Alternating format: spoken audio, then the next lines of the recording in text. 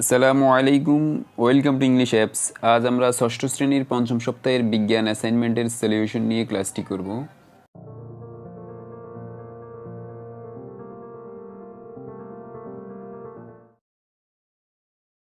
প্রথমে আমরা অ্যাসাইনমেন্টের সিলেবাস এবং প্রশ্নগুলো নিয়ে আলোচনা করব। তো তোমাদের এটা হচ্ছে যে বিজ্ঞান অ্যাসাইনমেন্ট পঞ্চম সপ্তাহের, এটার জন্য অষ্টম এবং একাদশ অধ্যায় দুইটা অধ্যায় রয়েছে, সেটার আলোকে তিনটা প্রশ্ন রয়েছে। তো অ্যাসাইনমেন্টের কভার পেজে তোমাদের শিরোনাম হবে মিশ্রণ ও দ্রবণ এবং সরল যন্ত্র। যেহেতু এই দুইটা অধ্যায় থেকে নেওয়া হয়েছে, তাই এটার হেডিংসটা হবে মিশ্রণ ও দ্রবণ এবং সরল যন্ত্র। তো এই দুইটা অধ্যায় থেকে তোমাদের জন্য তিনটা প্রশ্ন করা হয়েছে। প্রথম প্রশ্ন হচ্ছে অ্যান্টিবায়োটিক সিরাপ ঝাঁকিয়ে খেতে হয় কেন, এই মিশ্রণকে কি বলে? এটার উত্তর একটু পরে আমরা দিব। 2 নম্বর প্রশ্নটি হচ্ছে দুধ কি জাতীয় মিশ্রণ, ব্যাখ্যা করো। সেটা লিখতে হবে, এটা মিশ্রণ থেকে এসেছে।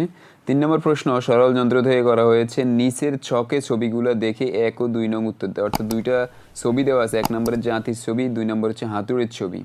তো এটা কোন শ্রেণীর লিভার, যুক্তি দাও, এবং কিভাবে যান্ত্রিক সুবিধা বাড়ানো যায় সেটা লিখছে। তো দেখতে পাচ্ছ তোমরা, জাতি আমরা জানি 2য় শ্রেণীর, আর হাতুড়ি হচ্ছে 1ম শ্রেণীর লিভার। তো এটা কেন এটা হয়েছে সেটার ব্যাখ্যা দিতে হবে এবং এটা যান্ত্রিক সুবিধা বাড়ানোর উপায় সম্পর্কে লিখতে হবে। তো আমরা একটু পরেই হচ্ছে যে সেটার নমুনা উত্তর দিব, সেটা থেকে আইডিয়া নিয়ে তোমরা তোমাদের অ্যাসাইনমেন্টটি করবে।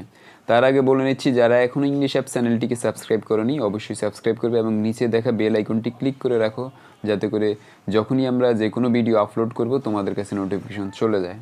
তাহলে চলো আমরা এখন অ্যাসাইনমেন্টের নমুনা উত্তরটি দেখি। প্রথম প্রশ্নটি ছিল অ্যান্টিবায়োটিক সিরাপ ঝাঁকিয়ে খেতে হয় কেন, এটার ব্যাখ্যা করার জন্য। তো কারণটা আমরা লিখছি, দেখো, এটি এক ধরনের মিশ্রণ যা অনেকক্ষণ যাবৎ রেখে দিলে উপাদানসমূহ আংশিকভাবে আলাদা হয়ে যায় ও বোতলের নিচে তলানি পড়ে যায়। সাসপেনশন হচ্ছে সেই দ্রবণ যেখানে দ্রব্যগুলো সম্পূর্ণরূপে দ্রবীভূত হয় না, আবার অদ্রবণীয় থাকে না, অর্থাৎ আংশিক দ্রবীভূত অবস্থায় থাকে। এই দ্রবণকে রেখে দিলে তলায় আংশিক তলানি জমে থাকে, কিন্তু তা দ্রাবক থেকে পৃথক হয়ে তিথিয়ে পড়ে না। অ্যান্টিবায়োটিক ঔষধ অনেকক্ষণ এভাবে স্থির থাকলে দ্রবণের আংশিক তলানি জমে বলে তা সেবনের পূর্বে ভালোভাবে ঝাঁকিয়ে খেতে হয়। ঝাঁকানির ফলে সকল উপাদানগুলো আবার দ্রাবকের সাথে সমসত্বভাবে মিশে অধিক কার্যকরী হয়, তাই অ্যান্টিবায়োটিক সিরাপ ঝাঁকিয়ে খেতে হয়। 2 নম্বরের প্রশ্নটি করে হয়েছে দুধ যে জাতীয় মিশ্রণ, অর্থাৎ দুধ কি জাতীয় মিশ্রণ সে সম্পর্কে ব্যাখ্যা করতে বলা হয়েছে। তো দেখো, আমরা উত্তর লিখলাম, দুধ হলো কলয়েড জাতীয় মিশ্রণ। এই জাতীয় মিশ্রণে অতি ক্ষুদ্র কোনো বস্তুকণা অপর বস্তুকণার মাঝে ভাসমান অবস্থায় থাকে এবং রেখে দিলে কখনোই তা কোনো তলানি পড়ে না। দুধ হলো পানি ও চর্বির কলয়েড, যেখানে চর্বির কণাগুলো পানিতে দ্রবীভূত না হয়ে ছড়িয়ে থাকে, এর কখনোই চর্বির তলানি পড়ে না। দুধে পানির পরিমাণ বেশি, তাই এটিকে অবিচ্ছিন্ন ফেজ, এবং চর্বির পরিমাণ কম, তাই এটিকে ডিসপার্সড ফেজ বলে। এক্ষেত্রে ভাসমান কণাগুলোর আকার 1 থেকে 1000 ন্যানোমিটার হয়ে থাকে। তাহলে তোমরা বুঝতে পারলা যে দুধ কোন জাতীয় মিশ্রণ, প্রশ্ন করা হয়েছে দুধ হচ্ছে কলয়েড জাতীয় মিশ্রণ, এবং সেটা নিয়ে আমরা একটু ব্যাখ্যা দিলাম যে আসলে দুধটা কেন কলয়েড। কারণ হচ্ছে যে এই জাতীয় মিশ্রণে অতি ক্ষুদ্র কোনো বস্তুকণা অপর বস্তুকণার মধ্যে ভাসমান থাকে, কোনো ক্ষুদ্র কণা অপর কোনো ক্ষুদ্র বস্তুকণার সাথে ভাসমান থাকে, এবং এটা যদি এই অবস্থায় রেখে দেয় তাহলে এটা কখনোই তলানি পড়ে না। তোমরা মানে অলরেডি দেখেছো, অভিজ্ঞতা আছে। দুধ হলো পানি আর চর্বির কলয়েড, দুইটা জিনিস, একটা হচ্ছে পানি আর একটা হচ্ছে চর্বি, এবং দুধের মধ্যে পানি বেশি থাকে, পানির পরিমাণ বেশি থাকে, তাই এটিকে অবিচ্ছিন্ন ফেজ এবং চর্বির পরিমাণটা কম থাকে, এবং এটাকে ডিসপার্সড ফেজ বলে। তাহলে এটার মধ্যে কি থাকে, দুধ ভাসমান কণাগুলোর আকারটা হচ্ছে 1 থেকে 1000 ন্যানোমিটার হয়ে থাকে। এই জন্য আশা করি তোমরা বুঝতে পেরেছো। 3 নম্বর প্রশ্ন তোমরা দেখেছো, দুইটা ছবি দেওয়া আছে, দুইটা সরল যন্ত্রের ছবি। প্রথমটা ছিল জাতির, তৃতীয়টা হাতুড়ির ছবি। তো প্রশ্নে বলা হয়েছে যে এই যে ছবি দুইটা কোন ধরনের সরল যন্ত্র, সেগুলো কোন শ্রেণীর লিভার এবং কেন, এবং সেটার যান্ত্রিক সুবিধা কিভাবে বাড়ানো যায়। তো আমরা প্রথমটা লিখলাম জাতি হচ্ছে যে সরল যন্ত্র, প্রথমটা ছবি দেখতে পেয়েছো তোমরা, জাতি। এটা কোন শ্রেণীর লিভার, এটা হচ্ছে 2য় শ্রেণীর লিভার। তারপর হচ্ছে কীভাবে এর যান্ত্রিক সুবিধা বাড়ানো যায় এবং এটা 2য় শ্রেণীর লিভার কেন। তো 2য় শ্রেণীর লিভার কেন দেখো, কারণ 2য় শ্রেণীর লিভারের ক্ষেত্রে ভার থাকে মাঝখানে এবং প্রযুক্ত বল ও ফালক্রাম 2 প্রান্তে অবস্থান। জাতি দিয়ে যে কঠিন বস্তু কাটতে হবে, যেমন সুপারি, তাকে ফালক্রামের যত কাছে রাখা যাবে এবং হাত যত ফালক্রাম থেকে দূরে রেখে হাতলে চাপ দেওয়া যাবে তত কম বল প্রয়োগ করে কঠিন বস্তুটি কাটা যাবে। অর্থাৎ যত ভার বাহুর দৈর্ঘ্য কমানো যাবে এবং যত বল বাহুর দৈর্ঘ্য বাড়ানো যাবে তত কম বল প্রয়োগ করে কঠিন বস্তু কাটা যাবে। অর্থাৎ তুমি বল প্রয়োগটা কম করবে কিন্তু কঠিন বস্তুটা কাটা, যেমন সুপারি, এটা মাঝখানে রাখবে, উপরে হাত দিয়ে কম বল প্রয়োগ করলেও কিন্তু এটা বেশি কাটা যাবে, কঠিন বস্তু কাটা যাবে। তো এটা হচ্ছে যে আমাদের দ্বিতীয় শ্রেণীর লিভার কেন এবং এটা যান্ত্রিক সুবিধা কেন, কীভাবে বাড়ানো যায় সেটা নিয়ে আমরা আলোচনা করেছি। আশা করি তোমরা বুঝতে পেরেছো। দ্বিতীয় যে অপশনটি ষড়যন্ত্র, সেটি ছিল হাতুড়ি। তোমরা ছবিতে দেখিয়েছো প্রশ্নে। তো সেটি কোন শ্রেণীর লিভার? সেটি হচ্ছে প্রথম শ্রেণীর লিভার। প্রথম শ্রেণীর লিভার কেন, সেটা যুক্তি এবং কিভাবে এটা যান্ত্রিক সুবিধা বাড়ানো যায় সেই সম্পর্কে লিখলাম। দেখো, কারণ প্রথম শ্রেণীর লিভারের ক্ষেত্রে ফালাক্রামের অবস্থান প্রযুক্ত বল ও ভারের মাঝখানে থাকে, এই কারণে এটা প্রথম শ্রেণীর লিভার। এবার সুবিধাটা কিভাবে বাড়ানো যায়?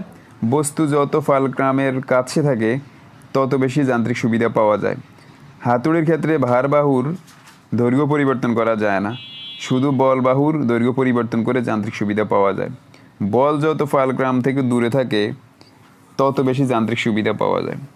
অর্থাৎ হাতুড়ি তোমরা দেখছো যে এটা হচ্ছে প্রথম শ্রেণীর লিভার, কারণ এটার কারণটা প্রথমে আমরা লিখলাম। এটার কারণটা হচ্ছে যে প্রথম শ্রেণীর লিভারের ক্ষেত্রে ফালক্রামের অবস্থান প্রযুক্ত বল ও ভারের মাঝখানে থাকে। প্রযুক্ত বলটা এবং ভার যে মাঝখানে থাকবে, বস্তু যত ফালক্রামের কাছে থেকে থাকে তত বেশি যান্ত্রিক সুবিধা হবে। যেই বস্তু যে কাজটা করা হবে সেটা ফালক্রামের যত কাছে থাকবে, নিকটে থাকবে, তত বেশি যান্ত্রিক সুবিধা পাওয়া যাবে।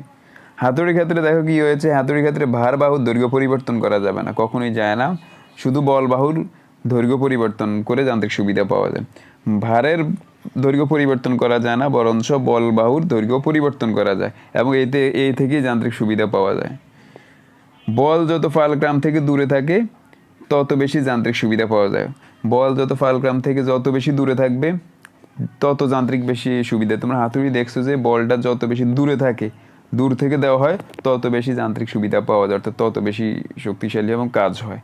এই জন্য হচ্ছে যে এটা প্রথম শ্রেণীর লিভার এবং এটা সুবিধা। আশা করি তোমরা বুঝতে পেরেছো।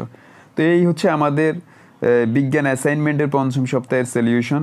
আশা করি তোমরা খুব ভালো করে বুঝতে পেরেছো। এটা ভালোভাবে দেখবে, তারপরে হচ্ছে A to Z দেখবে ভিডিওর প্রথম থেকে শেষ পর্যন্ত। তারপর তোমাদের পাঠ্য বইয়ের যে দুইটা অধ্যায় আছে, অষ্টম এবং একাদশ, সেই দুইটা অধ্যায়ের এই অংশগুলো ভালো করে পড়বে। তারপর হচ্ছে তুমি তোমার মতো করে অ্যাসাইনমেন্টের উত্তরটি করবে। দুইটা থেকে আইডিয়া নিয়ে নিজে থেকে কিছু বানিয়ে তৈরি করে একটা সুন্দর সৃজনশীল অ্যাসাইনমেন্ট যাতে হয় সেটা করবে, তাহলে তুমি আর তোমার অ্যাসাইনমেন্ট একটি সুন্দর অ্যাসাইনমেন্ট হবে। আশা করি আমাদের কথা বুঝতে পেরেছো।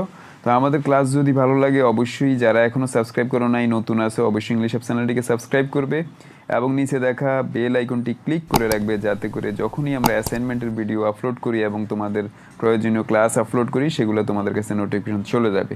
তোমরা জেনে আরও আনন্দিত হবে যে তোমাদের জন্য ইংলিশ অ্যাপ চ্যানেলের পক্ষ থেকে আগামী 20 ডিসেম্বর থেকে, অর্থাৎ অ্যাসাইনমেন্টের প্রোগ্রাম শেষ হওয়ার পরে, তোমাদের জন্য পরবর্তী ক্লাসের ইংলিশ গ্রামার বোঝার জন্য বেসিক ইংলিশ গ্রামার ফ্রিতে ইংলিশ অ্যাপস ইউটিউব চ্যানেলে প্রোভাইড করা হবে। তো সেই ক্লাসগুলো করলে আশা করি তোমাদের ইংরেজি ভীতি দূর হবে, ইংলিশে অনেক বেশি স্ট্রং হতে পারবে। সেই ক্লাসগুলো পাওয়ার জন্য অবশ্যই সাবস্ক্রাইব করে নোটিফিকেশন বাটনটি অন করে রাখবে এবং নিয়মিত ক্লাসে অংশগ্রহণ করবে, তাহলে আশা করি অনেক বেশি ভালো করতে পারবে। সবাই ভালো থাকো, সুস্থ থাকো, আল্লাহ হাফেজ।